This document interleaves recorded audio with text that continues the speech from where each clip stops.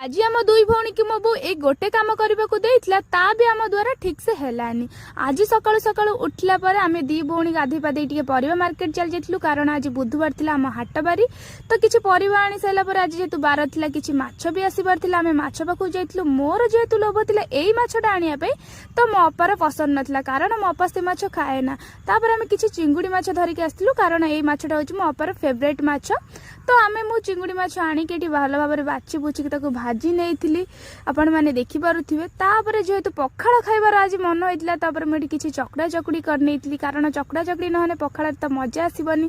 तो आपण मैंने देखिपे आम ये पेट पूरा खाई सारा आम घर पाखे पेचा छुआटी थी धरुलु धरी सारापर बो आमको गोटे कम दे देइथिला कारण आमको मंडा पिठा कामटा आमको जेहेतु देइथिला ता तो आम ठीक से कर पार्नुलु पाकिस्तान और भारत भाया मरामरी नागी जाइथिलु। आपण मैंने देखिपे आम दी भौणी केमती कजिया नागी जाइथिलु जेहेतु से मो बड़ भौणी मते ता सहित लागिबाकु टिके मजा लागे। आज वीडियोटा एतिकी केमती लागला।